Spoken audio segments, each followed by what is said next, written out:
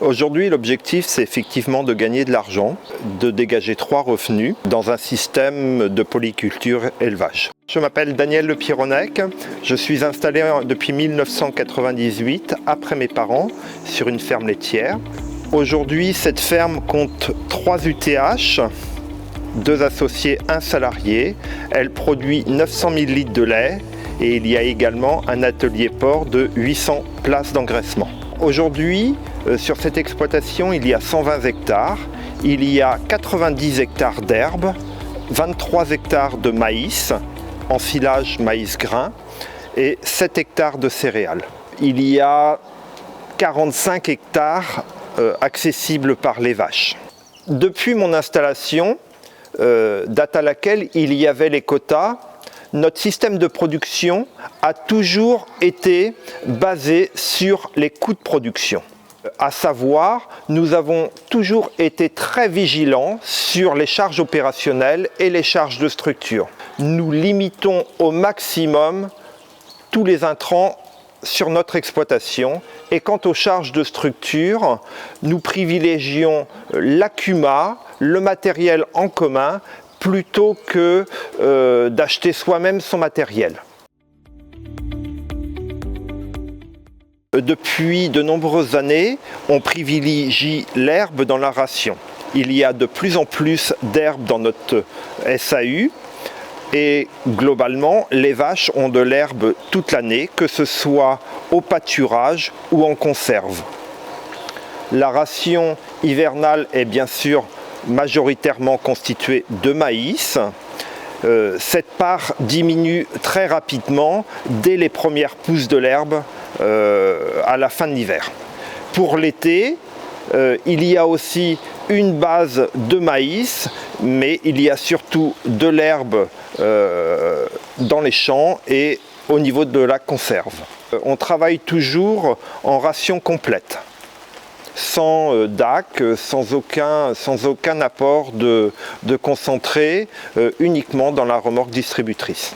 On a choisi la ration complète parce que pour nous, c'était plus simple au niveau du travail. Alors au niveau des concentrés, depuis quelques années, nous travaillons uniquement avec du soja, pour lesquels nous avons passé, ou nous passons des contrats auprès des firmes d'aliments. Nous achetons généralement toujours notre concentré 1 an avant de le distribuer et nous profitons de prix ou de tarifs meilleurs. Depuis quelques années, nous livrons en moyenne 8200 litres de lait par vache à la laiterie. C'est plutôt très régulier. Le coût alimentaire est de 87 € par 1000 litres, qui se décompose de la façon suivante: 44 € en concentré et 43 € en fourrage.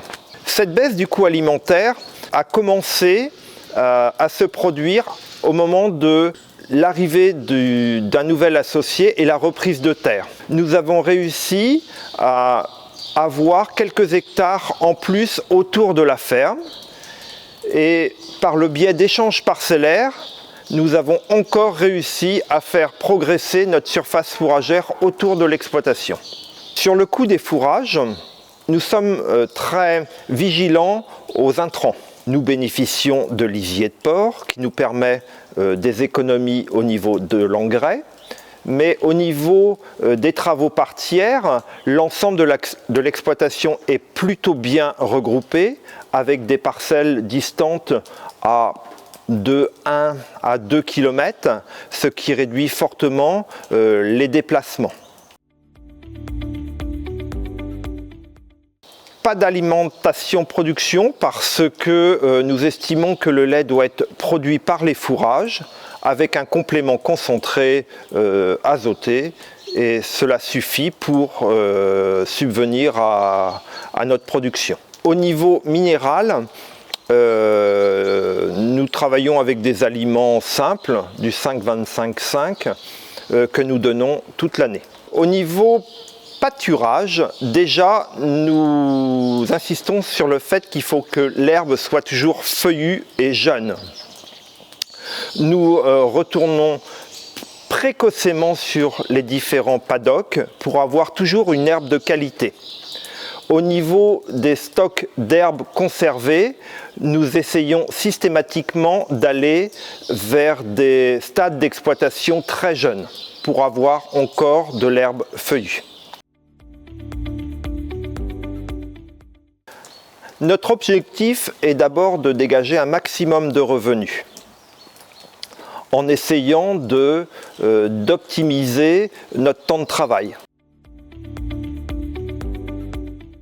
Sur cette exploitation, nous avons signé la deuxième MAE, à savoir la première MAE était une MAE 28 et la deuxième MAE est une MAE 18. Nous nous apercevons progressivement que la quantité de travail liée à ce système de production est gourmande en main-d'œuvre. Cette réflexion arrive aujourd'hui après une année 2022 très compliquée avec des rendements maïs très mauvais et une qualité de fourrage très mauvaise. Ça ne remet pas totalement en cause notre système. On voit que la MAE 28 était très intéressante pour nous et nous correspondait totalement. Quant au niveau du volume de lait que nous pouvions produire, que l'intérêt agronomique d'avoir plus d'herbe au sein de notre superficie.